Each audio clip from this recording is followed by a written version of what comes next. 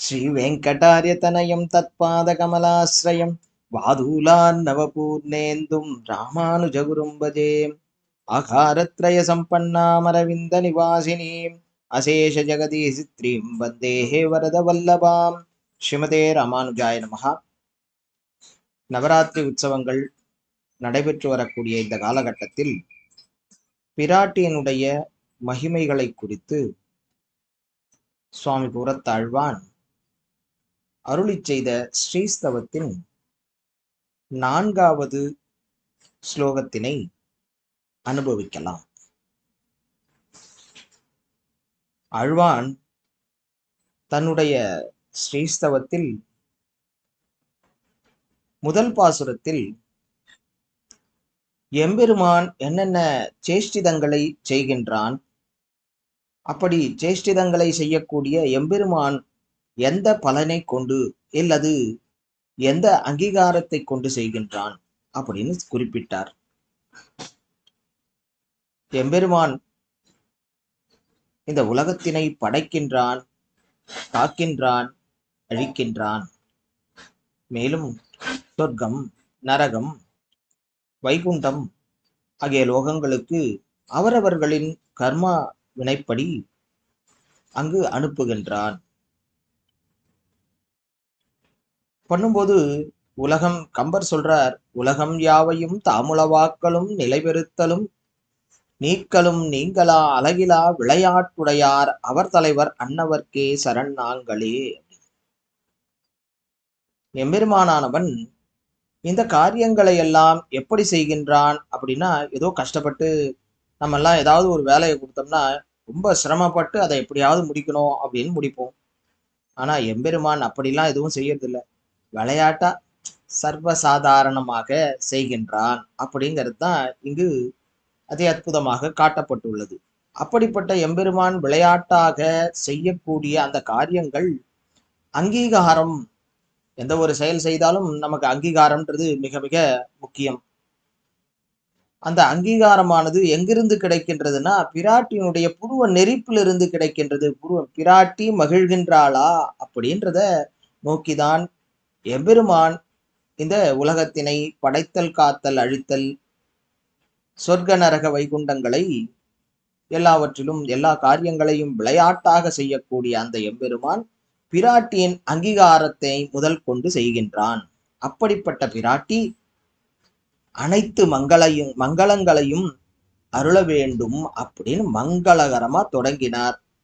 2வது பாசுரத்திலே சமஸ்தலோக ஜனனி அப்படின்னு பிராட்டியை குறிப்பிட்டு, இதெல்லாம் இப்போ நடக்கணும், நான் கவிதை பாடணும், உங்களை ஸ்தோத்திரம் பண்ணணும்னா எனக்கு ஏதோ சக்தி இருக்கானா? இல்லை. அதை யார் கொடுக்கணும்? அந்த பிராட்டி தான் கொடுத்தருள வேண்டும். நல்ல வாக்கினை அருள வேண்டும், நல்ல புத்தியினை அருள வேண்டும், நல்ல பக்தியினை அருள வேண்டும், பிரேமத்தினை அருள வேண்டும் அப்படின்னு பிரார்த்தித்து நிற்கின்றார். பிராட்டி கருணையே நிறைந்தவள். கேட்டா கொடுக்காமலா போயிட போறா? எல்லாத்தையும் கொடுத்துட்டா.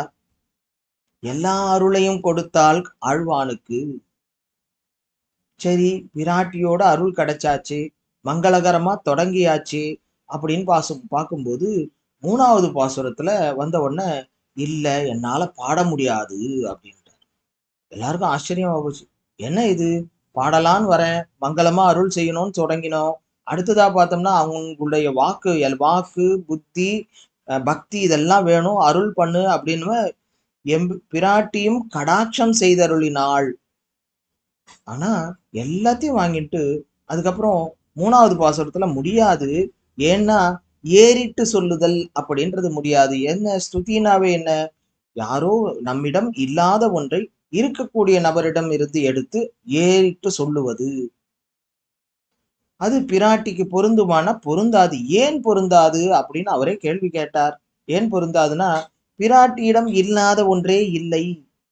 அது மட்டும் இல்ல, சரி இருக்கிறத சொல்லலாம் அப்படின்னு எடுத்தா அதை சொல்றதுக்கு உண்டான சாத்தியம் இல்லவே இல்லை. ஏன்னா அலைகடலாக பெருங்கடலாக பிராட்டியினுடைய குணங்கள் இருக்கின்றன.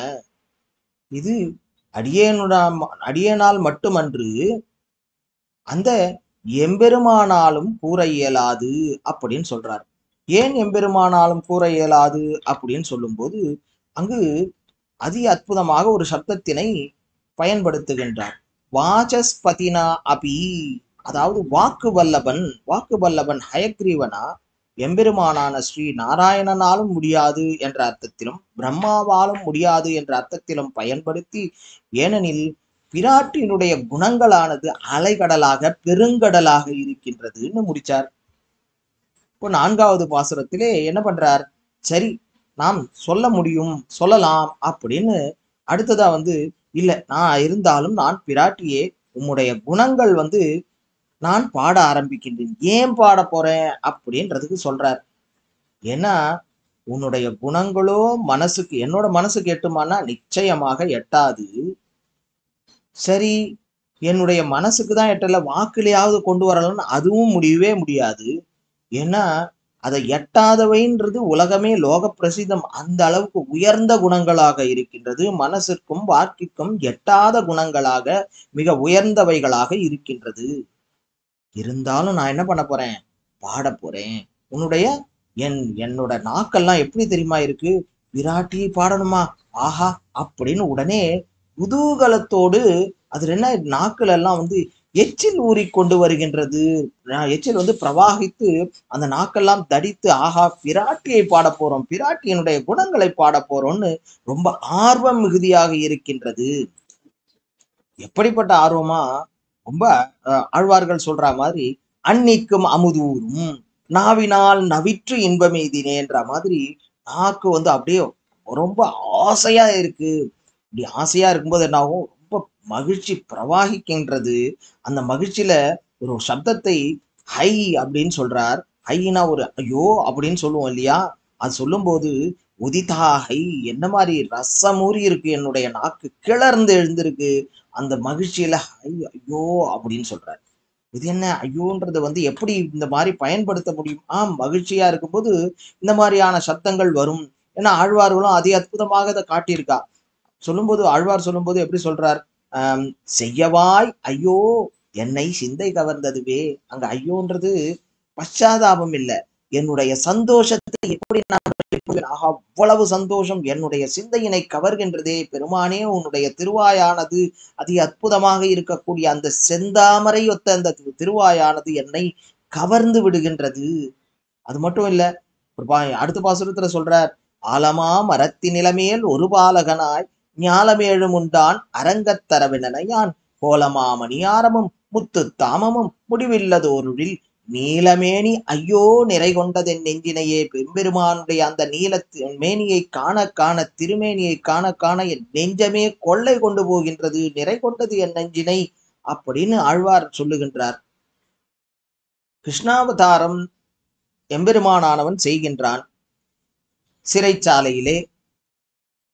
ஆனா அவன் அவதரிக்கும் போது பார்த்தோம்னா சதுர்புஜங்களுடன் அவதரிக்கின்றான். அந்த எம்பெருமானுடைய அவதாரமே அற்புதமானது. அதுல அந்த குழந்தையா வரும்போதே புஜங்களுடனும் பட்டு பீதாம்பரங்களுடனும் பிராட்டியுடனும் பிரம்மாவுடனும் கிரீடங்களுடனும் குண்டலங்களுடனும் அவதரிக்கின்றான் கண்ணனம்பெருமான். அதை பார்த்த உடனே வசுதேவருக்கு என்ன பண்றதுன்னே அச்சோ அப்படிங்கிறார். அந்த அச்சோன்றது சந்தோஷம் மிகுதியினால எம்பெருமானே குழந்தையாக வந்திருக்கின்றான் அப்படின்னு அங்கு காட்டப்படுகின்றது. அந்த மாதிரி இங்க ஆழ்வான் பிராட்டியினை அனுபவிக்கின்றார், பிராட்டியினுடைய குணங்களை பார்க்கின்றார்.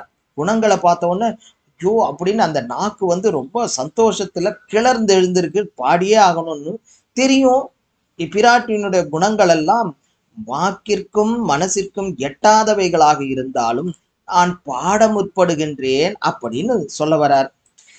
ஆனா பாருங்கோ, முதல்ல பாட மாட்டேன் அப்படின்னு சொன்னார். ஏன்னா உங்களை ஸ்துதி பண்ண முடியாது, ஸ்துதி ஏன் பண்ண முடியாதுன்னு இல்லாதவை எதுவும் இல்லை, இருக்கவைகளோ பெருங்கடலாக இருக்கின்றது, அதனால நான் பாட முடியாதுன்னு சொன்னவர். நான் இப்ப பாட போறேன், ஏன்னா என்னுடைய நாக்கானது கிளர்ந்து எழுந்து விட்டது, வாக்கிற்கும் மனசிற்கும் எட்டாதவையாக இருக்கின்றன உன் குணங்கள், இருந்தாலும் என்னுடைய நாக்கானது ஜலமூறி கிளர்ந்தெழுந்து உன்னை பாட முற்படுகின்றது, அதனால் நான் பாடப் போகின்றேன் அப்படின்னு சொன்னார்.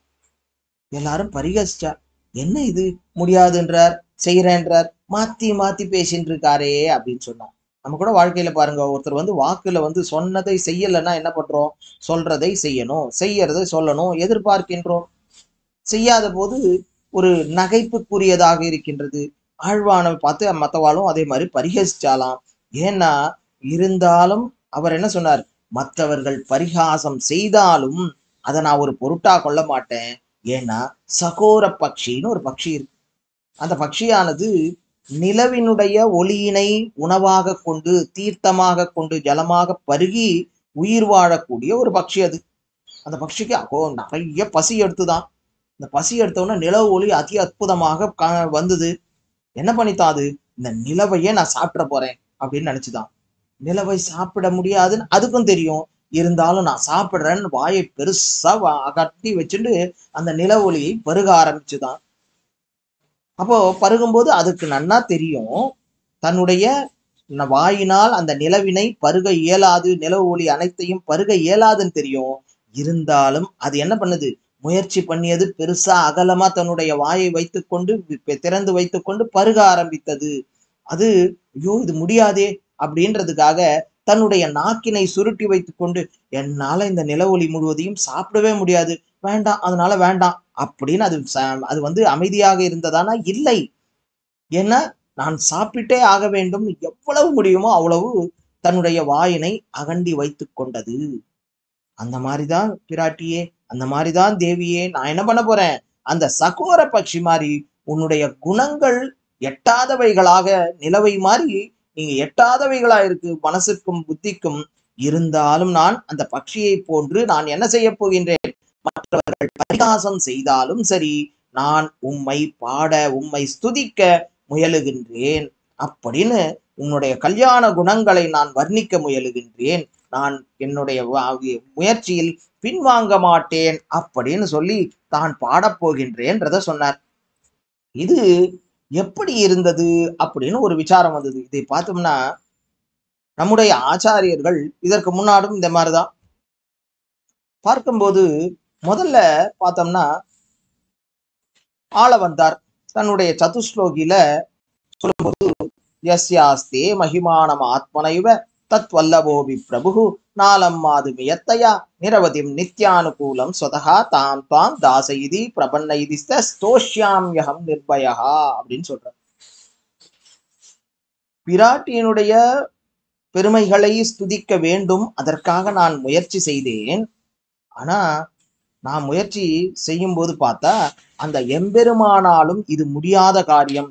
பிராட்டியினிடம் இருக்கக்கூடிய ஸ்வதமாக சாதாரணமாக இருக்கக்கூடிய குணங்களை சொல்லுவதற்கோ பாடுவதற்கோ அந்த எம்பிரானாலேயே முடியாது, பெருமானாலேயே முடியாது. பிராட்டியினுடைய குணங்களை பற்றி பேசுவதற்கு அவ்வளவு உயர்ந்த குணங்களாக, நிறைய குணங்களாக இருக்கின்றது. ஆழ்வானம் என்ன பண்ணார்? தன்னுடைய 3வது ஸ்லோகத்திலே அதை அமைத்தார். அந்த பிரம்மாவாலும் நாராயணனாலும் முடியாதுன்னார். அடுத்ததான் நான் பாடுறேன்னு வந்தார். வந்தார். என்ன பண்ணார்? பெருமானால முடியாது, இருந்தாலும் நான் முதல்ல பயமா இருக்கு, இருந்தாலும் நான் என்ன பண்ணேன்? பயப்படல. ஏன் பயப்படலன்னா, நான் தாசன், நான் பிரபன்னன், அதனாலே நான் உம்மை என்ன பண்ண போறேன்? ஸ்துதிக்க போகின்றேன் அப்படின்னு வந்தார். அதே மாதிரிதான் இங்கே என்ன பண்ணார் ஆழ்வான்? என்னால முடியாது, ஆனாலும் என்ன பண்றேன்? நான் உம்மை ஸ்துதி செய்ய போகின்றேன், அந்த சகோர பட்சி மாதிரி நான் முயற்சிக்க போகின்றேன் அப்படின்னு சொன்னார். அது பிராட்டியில இப்போ இந்த 4வது ஸ்லோகத்திலே ஒரு ஏற்றம் என்னன்னா, வேதங்களும் பிராட்டி எப்படி நிலவை ஒப்பிடுகின்றன, அந்த மாதிரிதான் ஆழ்வானம் என்ன பண்ணார்? அந்த சகோர பட்சியாக தன்னையும், நிலவாக நில ஒளியாக பிராட்டியையும் ஒரு ஒப்புகைப்படுத்தினார். வேதங்கள்ல பார்க்கும்போது என்ன சொல்லப்படுறதுன்னா, சந்திராம் பிரபாசாம் யசசா ஜ்வலந்தீம் ஸ்ரீயம் லோகே தேவஜுஷ்டாம் உதாராம் தாம் பத்மனீமீம் சரணமகம் பிரபத்தியே லக்ஷ்மீர் மே நச்சதாம் துவாம் விருணே அப்படின்னு நிலவுக்கு இன்னொரு இடத்துலையும் பார்த்தோம்னா, ஆர்திராம் புஷ்கரணிம் புஷ்டிம் பிங்களாம் பத்மமாலினிம் சந்திராம் ஹிரண்மயீம் லக்ஷ்மீம் ஜாதவேதோ மாவகா. சந்திரனுடைய நில ஒளிக்கு சந்திரனை போன்று இருப்பவள் பிராட்டி அப்படிங்கிறத வேதங்களும் சொல்லுகின்றன. அதையே இங்க என்ன பண்ணார்? ஆழ்வான் எடுத்து அதி அற்புதமாக அந்த அளவுக்கு உன்னுடைய குணங்களானது என்னுடைய வாக்கிற்கும் புத்திக்கும் எட்டாதவைகளாக இருக்கின்றன அப்படின்னு சொன்னார். ஆனாலும் நான் அந்த சகோர பட்சியை போல் பாடப் போகின்றேன் அப்படின்னு பாட முயற்சி செய்கின்றார். அடுத்த பாசுரத்தில் எவ்வாறு ஸ்துதிக்க ஆரம்பிக்கின்றார் ஆழ்வான்றத அனுபவிக்கலாம். ஸ்ரீமதே ராமானுஜாய நமஹா.